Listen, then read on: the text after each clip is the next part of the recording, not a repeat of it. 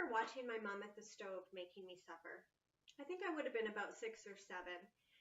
And I remember she never changed out of her work clothes when she got home. She would put down her blue lunch bag and start cooking supper for me and my brother right away. She wore the most beautiful wool skirts down to her knee, and I remember thinking she was the most beautiful woman in the world. She would make us supper, and while we ate, she would already be doing the dishes, putting a load of laundry in, or sweeping the floor. It was only after we were finished eating and after the dishes were done that she would go upstairs and finally change out of her work clothes. The rest of her evening was spent either helping us with our homework, packing our lunches for the next day, or laying out our clothes. Looking back on those times, I realized something.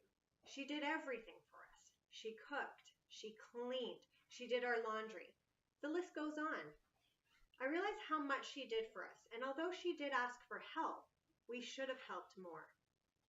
Now that I have my own children, as much as I want to do things for them and as much as I want to make their lives easier, I'm failing. I'm failing them by doing everything for them, by constantly picking up after them. I'm not teaching them anything by always cleaning up their messes or not asking for help. That's why I think it is so important that children contribute to the household. But how can they start contributing? Well, I think chores are a great way to start.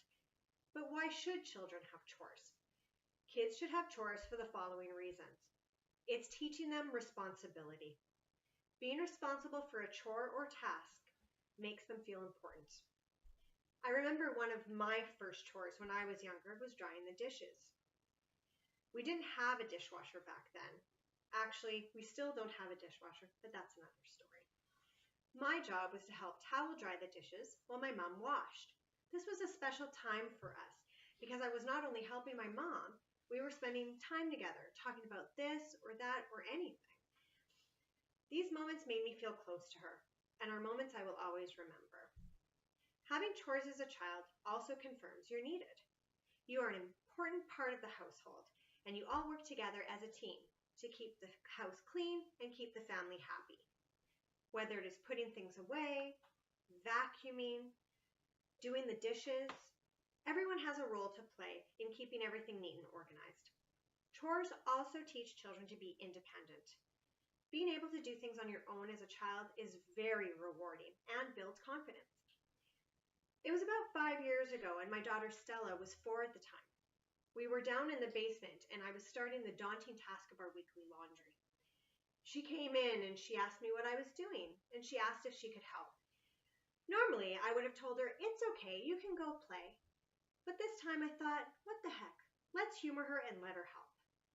She took her time, taking one piece of clothing out of the hamper at a time and putting it in the wash. Although my patience was wearing thin, as it seemed to be taking forever, I could see how focused she was and how proud she was of herself every time she placed an article of clothing in the wash. Having her help me with the wash, as simple as it was, made her feel proud and gave her a new skill she did not know she had. When we were done, I remember her coming up to me and saying, "I'm a big girl now, right?" What an amazing feeling. Giving kids chores starts a little seed in their mind that reminds them nothing comes for free. Just because you are a kid does not mean you are entitled to this or that. It shows them how hard their family works to provide a roof over their head, food in their bellies, and clothes on their backs. I know my dad used to have this expression, as I'm sure many dads and grandfathers did as well. The expression was, "Back in my day, ... and a story of hardship would surely follow." But if you think about it, it was true. I feel younger generations have it easier than past generations when it comes to technology, accessibility, and other opportunities. Most people hear stories of young kids back in the day getting up at the crack of dawn to complete their chores on the farm or wherever they lived. These children were not asked to do these chores. It was simply a requirement in those days, and every member of the family had their own responsibilities to take care of. I find now we almost have to bribe our children, and this shouldn't be the case. I want my children to earn their place in this world. I want them to be grateful for every opportunity and work hard for those opportunities. By providing them with age-appropriate chores, it's building their work ethic and preparing them for what is waiting for them in years to come. But where do we start? How can we motivate younger kids to contribute to the household? I think the first thing to remember is that children need to be taught how to do chores. They need to learn by example. When they are first starting off, they need to be shown how you want the task done. If you never put your shoes and coat away when you get home from work, how are they expected to know to do it themselves? With every chore they are responsible for, be sure to provide an example of how you want it done. This way, they learn how to complete the task correctly. I've seen many Facebook posts and online articles mention chore charts. I really like this idea because the kids get to create this chore chart the way they want it and decorate it whichever way. It helps make chores fun. Chores become a game. Now I'd like to take this opportunity to call on my volunteers. So Stella, can you come up here and show us your chore chart?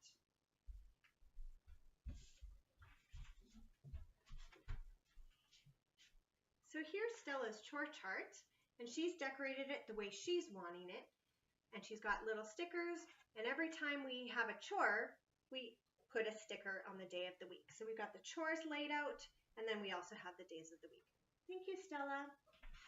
Audrey, would you like to show us your chore chart? So here's Audrey, and this is the chore chart that Audrey made.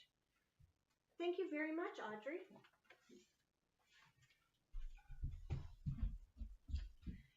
One thing I think is important to note is that children should not be rewarded monetarily for doing these chores. I don't feel this is effective in helping them maintain independence and improve their work ethic. I think there are other ways to reward them for successfully tackling their chores. Some say stickers are a fun way to encourage the younger children to contribute. Or even if you complete your chores, you get to pick the movie we watch that night. Or another example, you can pick the dessert for dinner that day.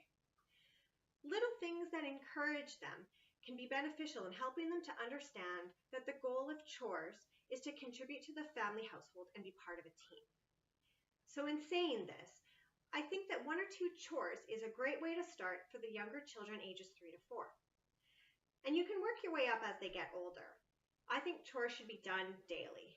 It is very important to establish a routine. And younger children tend to do very well in structured environments. Let's start with chores for younger children ages 3 to 4. These tasks should be simple. Asking them to help put toys or books away, bringing their dirty clothes to the hamper, or bringing their dirty dishes to the kitchen. Simple things they can feel good about doing. What about ages 5 to 7? Well, as they get older, these chores can be more complex. However, a lot of these chores would still require some supervision. So tasks like making their bed in the morning, helping with dishes, setting the table for dinner, folding the laundry, wiping off the counters or sweeping off the floors, vacuuming, helping to rake the leaves, feeding their family pet, helping to prepare meals. The list goes on. This stage is where my youngest child is at. When she is at Grandma's, one of Audrey's favorite things to do is to sweep the kitchen floor. She'll grab a Swiffer broom and she'll just go for it. She finds this task really amusing, and she feels proud when she's gathered all the dirt and the dust off the floor. Another task that can be fun is laundry. It can also be educational, specifically when it comes to socks. I will often get Audrey to find all of the socks in the clean hamper. She'll line them all up. Laundry becomes her own little matching game. She's responsible for finding all the matches and folding them appropriately. She loves this game, and she's helping me and learning at the same time.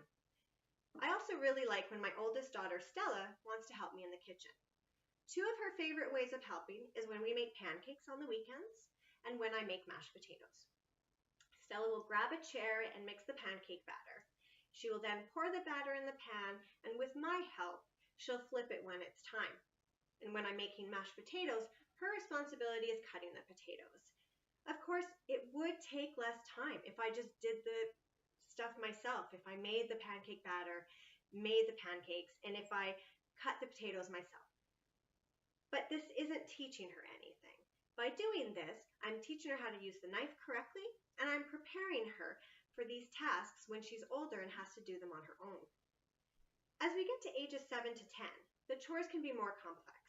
These chores require more experience and more responsibility. Some of these chores could include doing their own laundry, keeping their room clean, doing the dishes or loading the dishwasher, cooking their own easy-to-make meals or snacks, taking out the garbage, putting away groceries, or helping to unload the groceries from the car. Finally, as we reach ages 10 and older, all the chores I have mentioned before can be done along with any of the following: cleaning their bathroom, washing the windows, washing the family car, ironing their own clothes, mowing the lawn, or shoveling the snow. At this stage, they are old enough to assist you with literally any household job. It is so important that we provide countless opportunities for our children to learn, to grow, and to develop a sense of independence. We need to prepare them for what lies ahead. We need to teach them responsibility. By providing these tasks to children, we are paving the way for their success. They are developing a strong sense of self, a feeling of independence, and accomplishment, and the tools necessary to navigate through the many challenges they are to face in life. Thank you.